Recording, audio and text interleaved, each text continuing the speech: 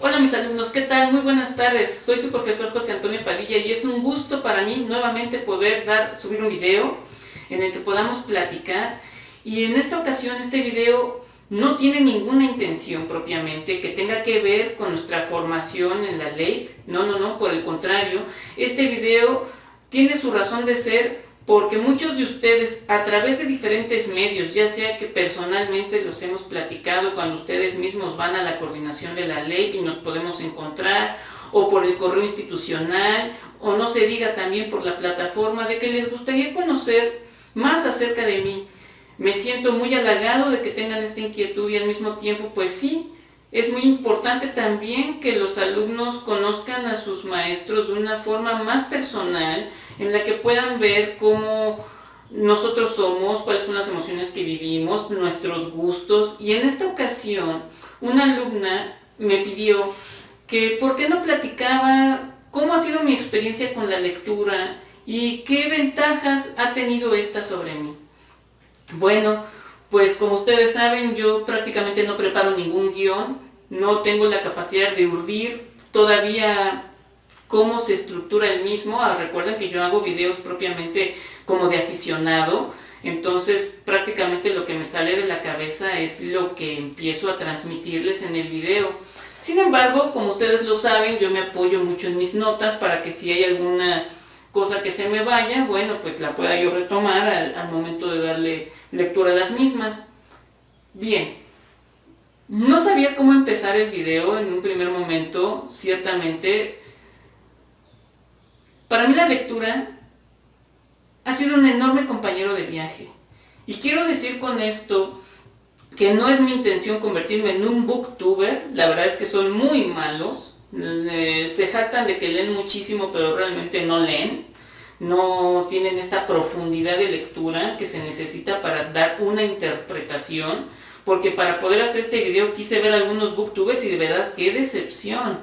No hacen más que describir lo que hay. Es que fulanito de tal aparece y se enamora de perenganita y no, sí, pero no nos están diciendo con profundidad lo que es. Voy a ver si puedo darle sentido a esto que les quiero decir. Aprendí a leer cuando yo tenía 8 años de edad y desde entonces nunca he dejado de hacerlo. Para mí, en el momento en que las letras y esas grafías comenzaron a cobrar sentido, me di cuenta de que había un enorme mundo detrás de él. A los 8 años yo ya era muy precoz, era una persona sumamente inquieta que le gustaba averiguar absolutamente de todo.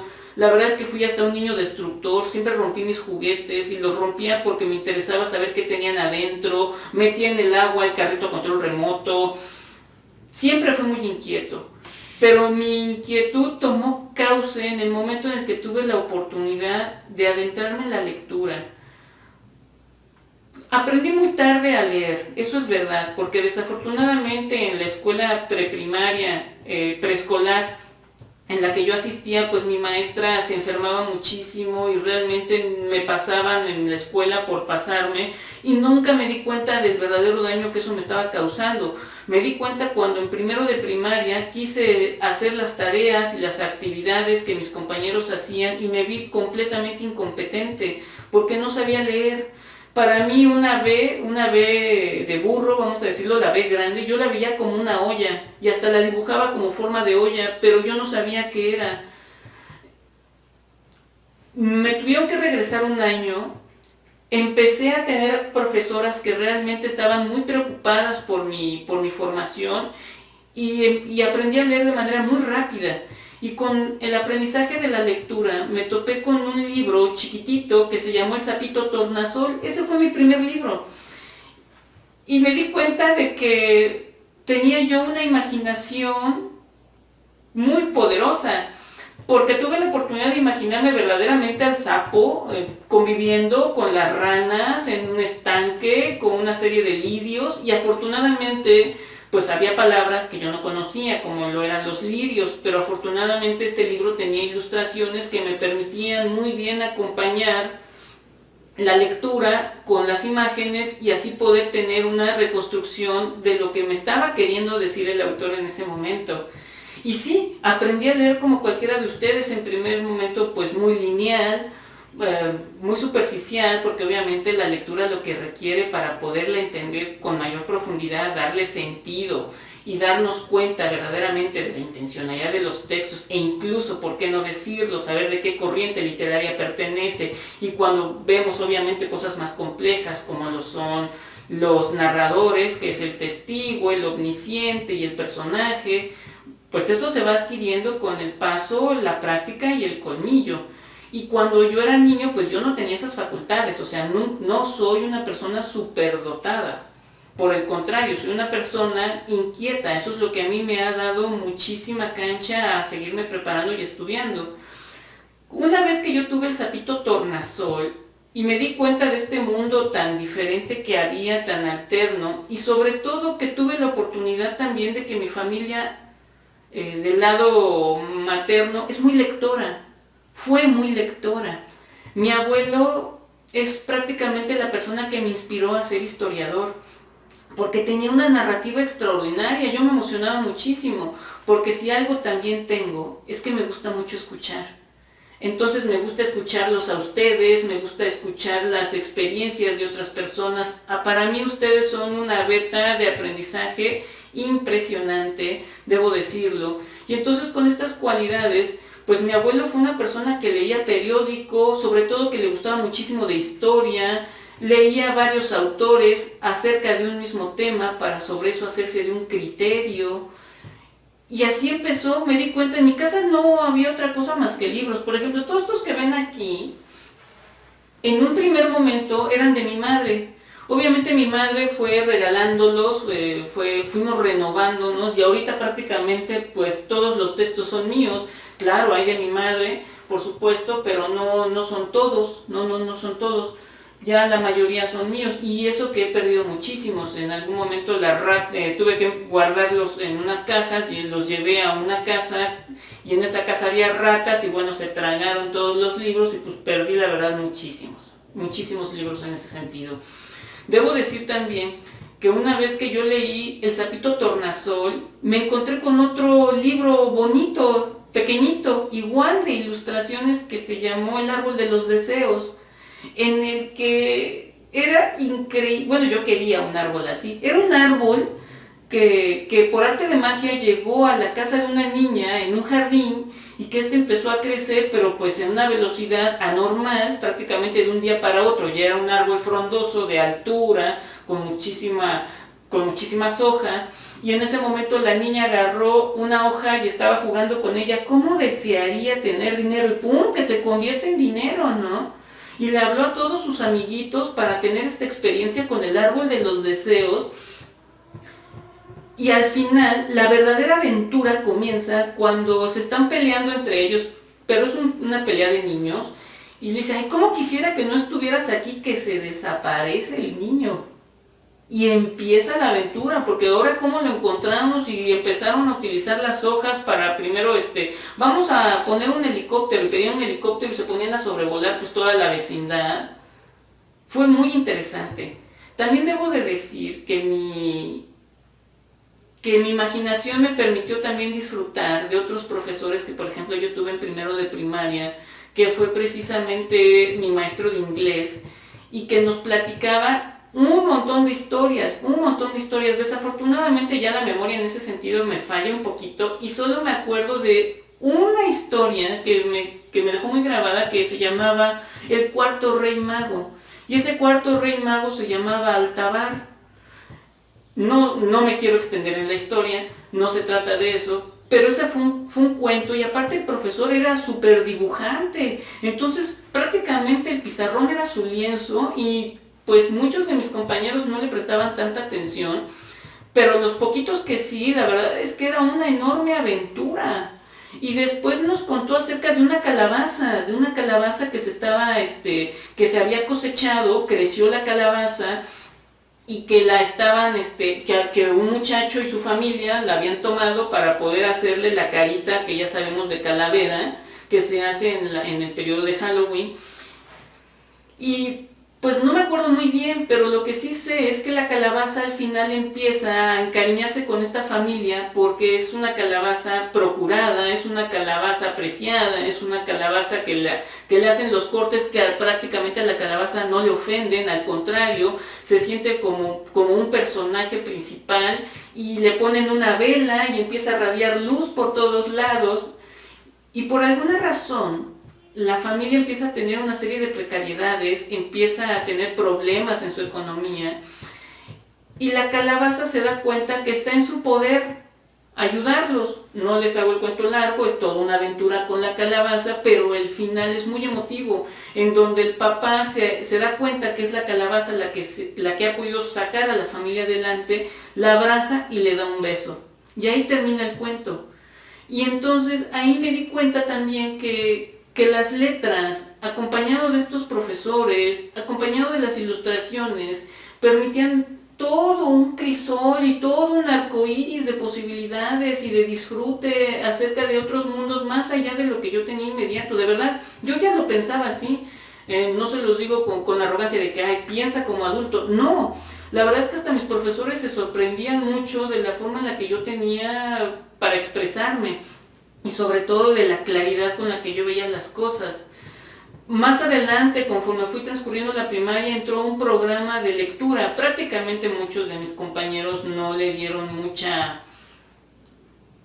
posibilidades, pero por ejemplo, a mí llegó a mis manos un libro de una colección que se llamó Botella al Mar, y leí los famosos cuentos esquimales.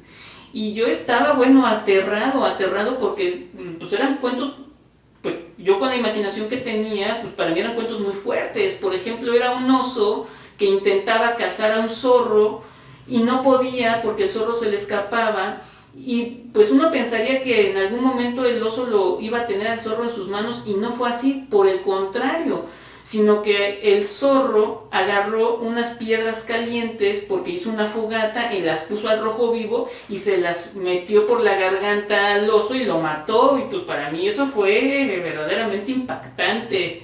Esos eran los famosos cuentos esquimales. Y tenía otras historias, no tan fuertes, pero con un volumen muy alto para un niño de segundo año de primaria, bueno, para mi gusto. Ya en tercero de primaria tuve la oportunidad de conocer a Shakespeare y leí, por ejemplo, Hamlet, Macbeth, que para mí es el que más me gusta. Hamlet, por supuesto, es el icónico, pero Macbeth es el que a mí más me gustó, sobre todo porque me imaginaba los castillos y demás. Obviamente ya cuando fui más adulto retomé esa lectura porque pues sí son textos que requieren de edad. Me he encontrado con muchas personas que me presumen que han leído desde muy jóvenes textos muy complejos, cosa que yo se los halago mucho, pero en cuanto tenemos la conversación, porque ya no los retomaron, pues me doy cuenta de que pues más que otra cosa se requirió de edad. Porque, por ejemplo, yo cuando leí Macbeth, pues me costó mucho trabajo entender la traición, me costó mucho trabajo entender esta relación tan enfermiza con su esposa. Por ejemplo, nunca entendí por qué Otelo mató a Desdémona por celos en algún momento, sino que ya cuando fui más grande entendí lo que significan los celos y darnos cuenta que los celos es la seguridad de que la persona que tienes a tu lado no te pertenece y se puede ir con cualquiera, ¿no? Por ejemplo, eso yo no lo entendía. Cuando me fui al cuarto año de primaria, leí un libro, puse aquí algunos, que me empezaron a acercar a la historia, La hoja de la guillotina. Y como ustedes, yo creo que algunos de ustedes sí han tenido oportunidad de leer estos pequeños textos, pues son de, primero te dice que tú vas a ser parte de la aventura. Eso a mí ya me emocionaba. Yo ya estaba más puesto que un calcetín y me dice, prepárate porque serás un viajero en el tiempo. Y en el momento en que tú le empezabas a dar vuelta, te decían cuál era la misión y te ponían una cosa así, ¿no? Ya el libro la verdad es que tenía, pues para mi gusto, una enorme creatividad, y te decían cómo ibas a ir vestido, tu banco de datos, y tú viajabas precisamente en el tiempo y te ponen a cumplir con una misión, y en esa misión tú tienes la posibilidad de llevarla con éxito o irte al fracaso, y ese fracaso significaba quedar perdido en el tiempo. Y conforme tú ibas avanzando las hojas, te daban opciones. Aquí están las opciones. Oye, ya lo abrí mucho, ya va a tronar. Aquí están las opciones de a qué página tú te tienes que ir para continuar con la aventura. Y obviamente hay una página, si tú te equivocas, pues llega un momento en que empieza a ser como cíclico y tienes que volver a empezar. Por ejemplo, dentro de esta misma colección hay una que es como de calabozos y dragones, en la que por ejemplo a mí me terminó comiendo un dragón y tuve que volver a empezar. Entonces, así también empecé, y esto me acercó, por ejemplo, este libro me acercó a la Revolución Francesa, que yo en un primer momento no comprendía, pero obviamente mi inquietud ya me llevaba a preguntarle a mi madre y sobre todo a mi abuelo. Y entonces mi abuelo me empezaba a explicar lo que significó la Revolución Francesa y empecé a comprender lo que eran los movimientos sociales, o sea, lo que significaban los tumultos y ver cómo había una transición y un cambio de estrategia económica, política y social, en donde ya no es los nobles los que tienen como el papel protagónico en el devenir de una nación, sino que es la sociedad la que empieza a tener un papel preponderante y protagónico en el desenvolvimiento de un país, de una nación y de un desarrollo.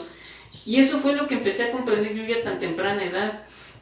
Por supuesto, me he acercado más adelante, por ejemplo, yo ya en 6º año de primaria, empecé a leer pues ya libros más gordos, muy gordos para ese momento, por ejemplo, y me acerqué pues obviamente a la literatura femenina, que en aquel momento había, por ejemplo, leí La Casa de los Espíritus de Isabel Allende, y yo quedé perdidamente enamorado de Clara. Clara, de ver cómo era con esta sensibilidad de ver los espíritus y tener la capacidad de mover las cucharas. Y por qué no también decirlo, Clara necesitaba un contrapeso en su texto, y quién mejor que Trueba, que era el que tenía este bastón de plata y que era verdaderamente temerario. Y ver cómo estos dos personajes se casan, tienen hijos, y en una de esas Trueba le suelta un bofetón a Clara. Yo cuando lo estaba leyendo se me fue la mandíbula al piso porque yo sabía quién era Clara. Una mujer sensible, de sentimientos muy intensos, con la capacidad de amar a la flor más delicada y tener a la mariposa aquí para disfrutar de su belleza y arquitectura en sí misma, recibir el golpe de semejante mano. De una semejante bruñida por los años, por el trabajo, le suelta el golpe en una piel tan blanca que lo único que yo pensé que Clara, con los poderes que tenía, iba a hacer volar por los aires a Trueba, y no fue así. Lo castigó peor. Nunca más le volvió a dirigir la palabra. Y en los momentos de mayor angustia de Trueba vemos a una mujer infranqueable que no se conmovió ni un ápice, a pesar de que sí lo amaba. Fíjense qué extraño son las relaciones humanas, porque sí lo amaba. Y Clara tenía la capacidad de ver el futuro. Y en un momento llega su hijo para despedirse, y Clara sabía que su hijo iba a morir en ese momento, pero no le dijo nada. Se despidió como siempre, a esperar su fatídico destino. Entonces, tuve la oportunidad de leer ese texto que me dejó un gran sabor de boca. Obviamente para mí, Isabel Allende en ese momento era, ¡oh, wow! ¡Qué gran escritora! Como ella nadie, ¿no? Pero obviamente, conforme fui avanzando en mi camino por los libros, me di cuenta que no, para nada. Olvidé también decirles que cuando iba yo en 5º de primaria, leí un libro que también habría de cambiar completamente mi vida. De la Tierra a la Luna y alrededor de la Luna, de Julio Verne. Yo estaba tan emocionado. Al principio me pareció un poco aburrido porque en lo que se planteaba toda la situación y que Baltimore y que no sé qué, pues yo estaba un poquito agobiado, pero pues me sobrepuse a mi flojera de continuar con el texto tan árido, porque a mí lo que me gustaba eran cosas como estas de que directo a la aventura. Pero después todo empezó a tener sentido. Un hombre que hacía cañones en Baltimore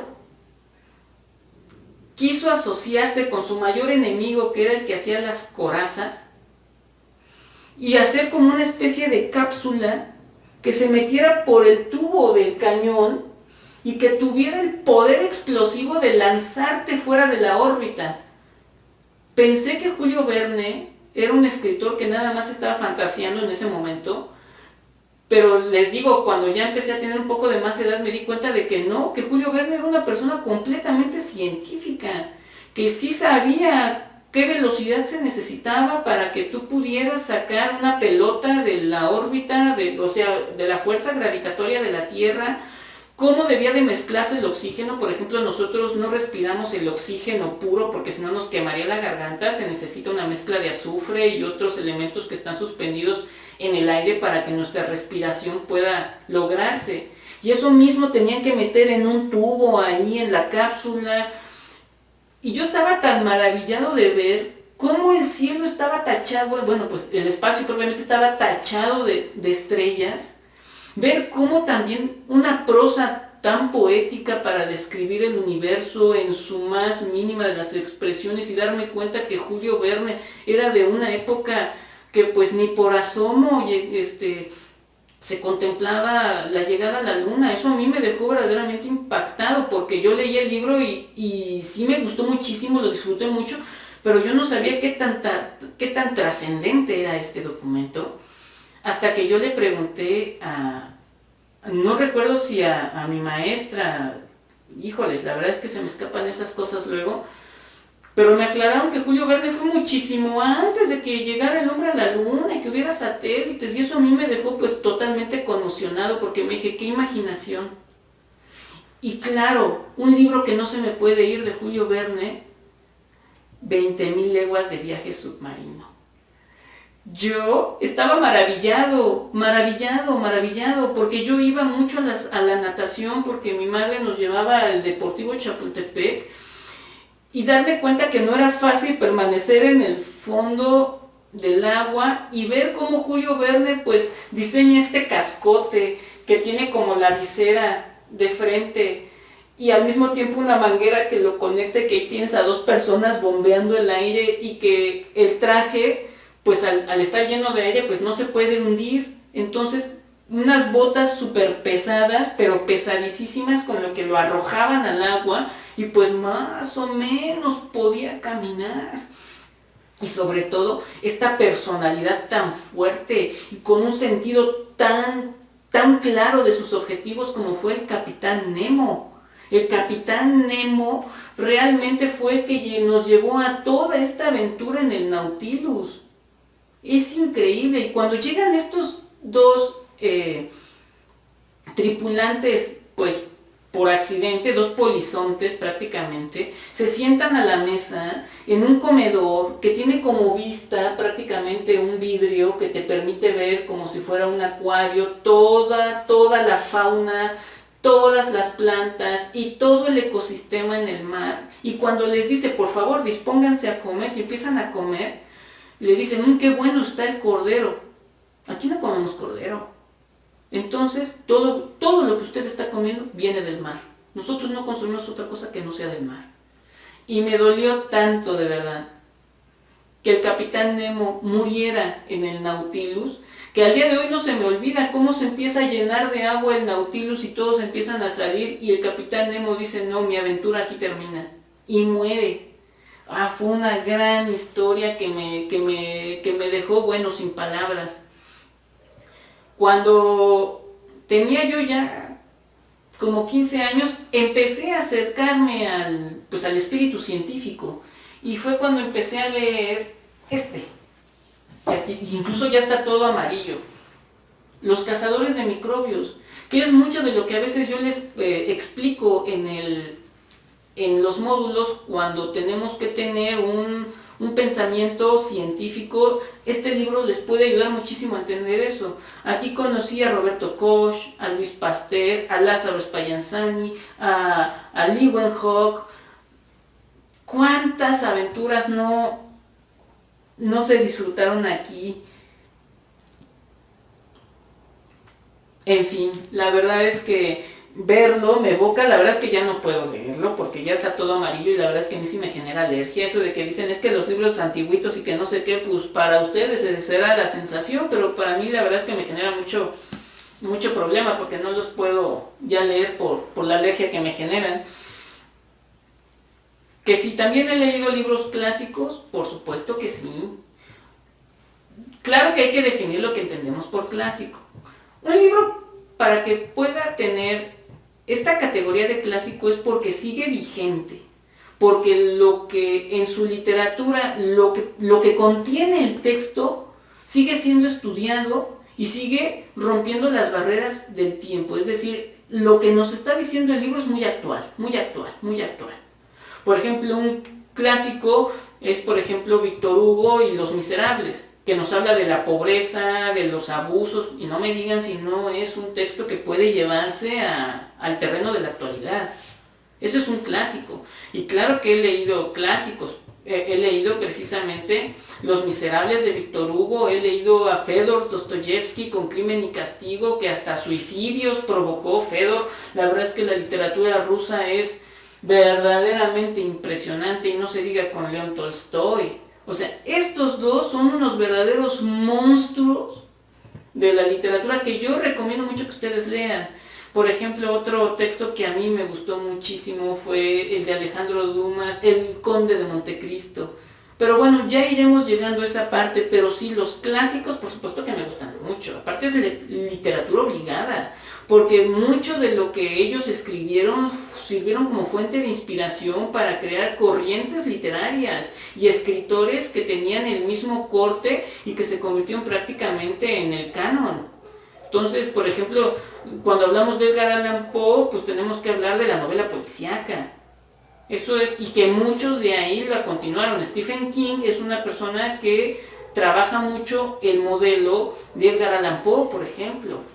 Entonces, los clásicos, para los que se precian de ser buenos lectores o que les gusta leer, pues hay que chutárselos de verdad, porque, por ejemplo, Milán Kundera, ese de la insoportable levedad del ser, se me hizo muy triste, pero muy cierta, y comprendí por qué Milán Kundera es considerado uno de los escritores más leídos de la época contemporánea, porque efectivamente la insoportable levedad del ser deja un mensaje verdaderamente intenso.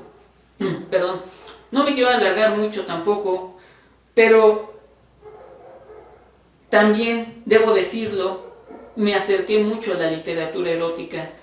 Tuve la oportunidad de conocer a una muchacha que está ahí en la UPN, que no sabe que yo soy profesor de la UPN, y pues platicamos muy como amigos. Se llama Raquel, y Raquel dice, es que Lolita está muy aburrido. La verdad es que le digo, a ver, ¿traes el libro? Sí, préstame.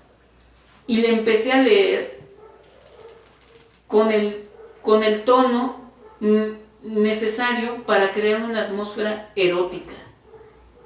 Y empecé a decirle cómo Lolita entretejía sus dedos alrededor del cuello. Y esa coquetería distraída que no provocaba más que la turbación. Y fue cuando ella se quedó muy sorprendida y decía, efectivamente es muy erótica. Y la literatura erótica, mis alumnos, es muy difícil de lograr porque hay una línea muy delgada entre el erotismo y la pornografía. Y por ejemplo, alguien que es muy erótico, pero que también tiene el recurso de lo pornográfico, es Enrique Serna. Y aquí, por ejemplo, tenemos un libro que yo les recomiendo muchísimo, Ángeles del Abismo. Muy erótico, muy intenso, prácticamente se circunscribe en el erotismo y en la sexualidad, pero que detrás de esa cortina del erotismo y la sexualidad vemos toda una lucha de castas en la época novohispana. Prácticamente nos estamos acercando a lo que es el siglo XVII, aquí en la Nueva España, en donde vemos a dos personajes que no pueden estar juntos, a Tlacotzin y ¿por qué se me olvida? No se me había olvidado. Crisanta, se llama Crisanta, que es como mulata. No es mulata, es como mestiza, pero Tlacotzin es completamente indio. Entonces, pues al ser de dos estratos distintos, pues está prohibido su mezcla, pero tienen una aventura. Y Enrique Serna la describe increíble. Cómo la toca, cómo se miran a los ojos, esa luna de plata que baña el cuerpo moreno de Tlacotzin y cómo ella en un abrazo se lo lleva así al pecho y se disfrutan, se besan. Bueno, pues esta es la literatura erótica.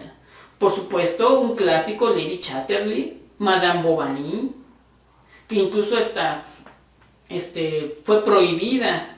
Lady Chatterley, por ejemplo, hasta el libro lo encerraron, lo metieron en una celda y ahí lo pusieron, creo que 18 años. Imagínense. Cuando ya estaba yo a la mitad de la secundaria, pues descubrí a Gabriel García Márquez. Y lo descubrí leyendo, miren ya cómo está el pobre, Crónica de una muerte anunciada. Nunca pensé, de verdad, que pudiera escribirse un libro rompiendo las barreras del tiempo, es decir, como si fueran cuadros fotográficos en los que primera escena esto y después se van mezclando. Por ejemplo, es un libro que empieza el día que le iban a matar, Santiago Nazar salió en un día como cualquier otro. Y vemos cómo la espada de Damocles está a lo largo del texto en que lo van a matar, lo van a matar, lo van a matar. Es un ambiente prácticamente muy tenso, porque nadie se lo puede decir. Prácticamente lo quieren matar porque consideran que abusó de la hermana de los Vicario, y que pues obviamente pues había que lavar la honra con sangre, y lo están persiguiendo y Santiago Nazar lo desconoce completamente. Y ya que va a terminar el libro, pues ya no se los cuento más, léanlo. Y este fue el primer libro que me acercó a Gabriel García Márquez. De Gabriel García Márquez yo habría de leer otros 8 libros más, porque yo estaba verdaderamente embelesado, sorprendido de cómo Gabriel García Márquez podía urdir libros con esa complejidad y con esa magia, sobre todo con esa riqueza de idioma. Aprendí tantas cosas de él. Por ejemplo, ya a los 21 años me aventuré a leer 100 años de soledad. Y leer 100 años de soledad me tomó un año, pese a la velocidad que yo tenía, pero cuando estaba José Arcadio Buendía en su casa, llegaron algunas personas y le dijeron: señor Buendía, ¿no quiere conocer las hazañas de su hijo, el coronel Aureliano Buendía? Y agarra y dice: no, porque desde que leí Sin Novedad en el Frente sentí una opresión en el pecho. ¿Y qué creen que tuve que hacer? Aquí. Tuve que comprar Sin Novedad en el Frente, en el que por primera vez vemos a un autor que nos habla de la Primera Guerra Mundial, pero desde la trinchera, desde la perspectiva de los soldados, en la que encontramos a un joven que está en su trinchera y que todos lo empiezan a molestar: vete por los cigarros, vete por los cigarros, vete por los cigarros, y él: no quiero, no quiero, no quiero, y a regañadientes sale de su trinchera por los cigarros a la trinchera vecina. En cuanto llega a la trinchera vecina, ve cómo la bombardean y él, asustadísimo de que pudo haber muerto en ese momento, regresa corriendo a protegerse a su propia trinchera y avisarle a sus compañeros, pero cuando llega esta también ya había estado bombardeada y decía: es que no sé en qué momento voy a morir. Y fue cuando comprendí por qué José Arcadio Buendía decía que se le oprimía el pecho. Más adelante hay unos alcaravaneses que no traen que están ciegos, les sacaron los ojos. Y yo no sabía por qué. Y tuve que leer otro libro que no puse aquí porque por ahí anda.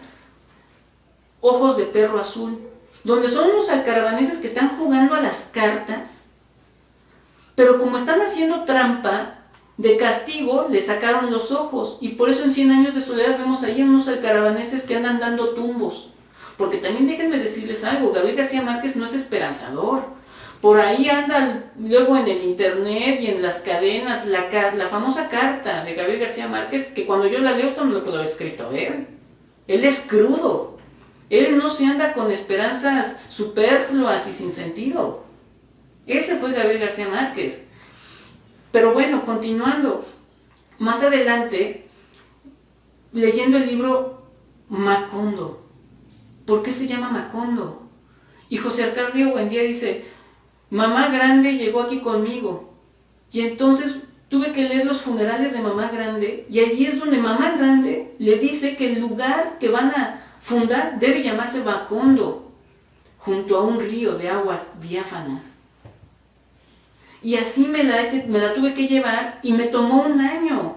Más adelante, también en el libro de 100 años de soledad, está el coronel Aureliano Buendía ya retirado, y le dice un soldado, señor, ¿no quiere firmar aquí para usted recibir su pensión? Y el otro le dice, jamás la recibiré. Y entonces hay que leer, el coronel no tiene quien le escriba.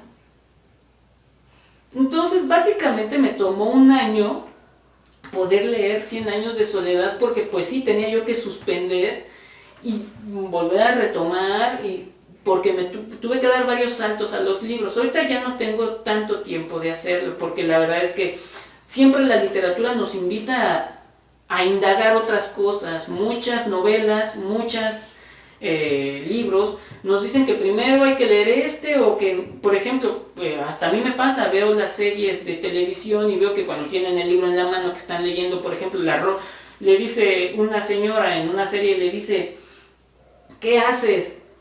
Estoy leyendo La Roja Insignia del Valor. Pues ya tengo, por ejemplo, su servidor, no la he leído, pero ya tengo ahí La Roja Insignia del Valor, porque la voy a leer. Entonces, siempre he sido muy inquieto, siempre, y me gusta indagar e investigar. Después de Gabriel García Márquez, yo pensé que no había un escritor que pudiera tener esa agudeza y, ¡oh, error!, cuando conocí a Jorge Luis Borges, y sobre todo a Julio Cortázar, con estos cuentos, sobre todo el que Cortázar tiene, que se llama Casa Tomada, se los recomiendo mucho. Ahí lo pueden ustedes, todo lo que yo les estoy diciendo está en el internet, PDF, La Casa Tomada, y son 3 hojas más o menos. Y yo dije, pero ¿qué literatura tan desordenada? No la entiendo. Ficticia. Y no sabía, por ejemplo, que Jorge Luis Borges, porque Jorge Luis Borges tiene una pluma tan convincente, pero desafortunadamente te está viendo la cara, porque Jorge Luis Borges siempre se quiso burlar del intelectual, haciéndolo creer que lo que él escribía era muy cuerdo, muy real, y nos estaba viendo la cara. Entonces, pues a Jorge Luis Borges siempre lo he tenido que leer con mucho cuidado, porque efectivamente convence a mucha gente, pero pues no soy yo erudito, la verdad es que siempre caigo en sus engaños, y son otros expertos que han trabajado a Borges, pues los que nos desmienten, no, pues Borges la verdad es que lo que está diciendo es falso, esto no puede ser, no era en la época, y yo, wow. Entonces yo estaba muy sorprendido también de Jorge Luis Borges. ¿Qué más he leído, jóvenes? Pues me acerqué después a la novela histórica. A los 21 años leí Alexandros, de Valerio Máximo Manfredi, la vida de Alejandro Magno. Preciosa, deliciosa. Verdaderamente es un escritor que se preocupó muchísimo por hacer toda una historia. Bueno, hasta hicieron una película basado en el texto de Valerio Máximo Manfredi. Porque yo la verdad cuando empezó a describir Babilonia, yo estaba impresionado del poderío de los persas. Bueno, yo veía hasta chiquito a Alejandro Magno en el trono de Darío. Realmente es un libro que te lleva, bueno, por otras alturas. He leído, por supuesto, de corte científico, el famoso libro de Carl Sagan, Murmullos de la Tierra, y sobre todo ¿cómo se llama el otro? El de los demonios, que tiene también Carl Sagan. Lo he leído como 2 veces, siempre me deja pensando, y sobre todo ahí descubrí que existe pues no sé si es un satélite, un artefacto que se llama el viajero, que es el que se está encargando de viajar lejos, y en el que dentro Carl Sagan le dijo a la NASA la importancia de lo que era tratar de tener contacto con otras actividades de vida. Y entonces Carl Sagan, junto con otros ingenieros, diseñaron un disco. Y en ese disco, por ejemplo, están los saludos en más de 200 idiomas. Está el mariachi, por ejemplo, hay una canción de mariachi. Está Beethoven, está Mozart. Están las coordenadas en las que la Tierra se encuentra ubicada. Está también el cuerpo humano de la mujer y del hombre desnudos. Explica que somos tanto por ciento de agua, tanto de tierra, la fauna que tenemos, que estamos nosotros, y el nombre que le pusimos a la posible ubicación que tenemos, que es la Vía Láctea y la nebulosa, etc. Y entonces, pues ahí está el viajero. Ahí está el viajero que a veces nos manda fotografías y que la verdad es que tiene una tecnología muy avanzada, porque pues para la época de Carl Sagan, pues yo no sabía que pues estos paneles que se despliegan, pues siguen en función, y lo hicieron porque porque los paneles tienen una determinada vida independientemente, pero la NASA logró llevar este panel a un nivel de manufactura más sofisticado que permite precisamente que el viajero pueda recargarse por muchísimos años más. Entonces creo que ahorita ya pasó Júpiter, el viajero, por ahí anda, ya está muy lejos. Y logra todavía mandar señal, porque también el viajero lo que hace es estar emitiendo señales para que otras formas de vida pues lo detecten. Entonces, claro que también he leído de corte científico. De religión, mucho, porque soy católico como muchos de ustedes, por tradición, y obviamente yo fui mucho a misa, pero yo siempre cuestioné todo lo que veía. Había cosas que yo no estaba muy de acuerdo. Por ejemplo, yo no estaba muy de acuerdo en arrodillarme ante Dios. No lo configuraba yo así, ni tampoco consideré que fuera necesario tener un intermediario, es decir, que hubiera alguien que me tuviera que conceder el perdón. A mí como que me gustaba más la idea de tener una conversación así como derechita. Y fue cuando empecé a estudiar a Jesús, porque Jesús sí me llamaba mucho la atención. Ya van a empezar a ladrar los perros, pero Jesús a mí me llamaba mucho la atención, y empecé a leer el Evangelio, empecé a trabajar otros textos de tipo propedéutico. Me di cuenta que Jesús, pues así que como lo pintan de buena onda, no, tenía un carácter muy fuerte, muy fuerte. ¿Cuántas veces hizo llorar a María Magdalena? Cómo fue recio con Judas, o sea, y me di cuenta que el verdadero líder es aquel que tiene control de mando y que no se anda con simples de que, ay, por favor, mi amor, no. Un líder es aquel que manda, que tiene un objetivo claro, que te gira indicaciones precisas. Por eso todos los líderes son mandones, porque precisamente se necesita esa característica, se necesita esa fortaleza. Porque si no, pues los objetivos no se logran. Y Jesús era así. Entonces, él fue el acento que me permitió conocer todavía a otros profetas, a Muhammad, y por supuesto entender esta religión tan interesante como es el Islam, tan calumniada. Y ahí hay un libro que yo les recomiendo mucho, que son 1000 años de ciencia y de poder. El Islam, 1000 años de ciencia y poder, de la editorial Crítica. Es caro, la verdad, y la verdad es que no lo van a encontrar en PDF. Ese sí no lo van a encontrar en PDF. Cuidan mucho el libro para que no sea plagiado, pero de verdad les va a gustar mucho, porque es un libro que se escribe después del 11 de septiembre y tiene la intención de que nosotros tengamos una visión real de lo que es el Islam, de que el Islam sí le tiene respeto a las mujeres, de que el Islam sí se encarga de que la ciencia se preserve, de que el Islam sí respeta la religión del otro. El problema que tienen, por ejemplo, los cristianos es que no la respetamos. No respetamos la religión del otro. Eso también fue otra de las cosas que hizo que yo me alejara completamente de la religión. Ver a personas que hasta te condenan. O sea, los amorosos cristianos siempre te están condenando, siempre te están diciendo lo que tienes que hacer, siempre te están bajo la amenaza de que eso no le gusta a Dios. Y el Islam y otras religiones, hasta el satanismo, no se mete con nadie. Entonces eso también hizo que yo me alejara y entendiera yo que la fe tiene que estar fuera de las instituciones. La fe es la certeza, y para tener certeza hay que estudiar mucho. Martín Aparicio lo dice con esa claridad. Para tener fe hay que estudiar mucho, porque no se puede tener fe de lo que no se sabe, de lo que no se conoce. Porque entonces ya hablamos de otra cosa, fanatismo, tradicionalismo, lo que ustedes quieran, pero no puede ser fe. Por eso tantos científicos, aunque parezca mentira, son muy creyentes de Dios. Albert Einstein era un creyente de Dios, Isaac Newton era un creyente de Dios, porque decían, no puede ser que haya toda esta perfección, toda esta ingeniería de forma accidentada, debe haber una intencionalidad creadora.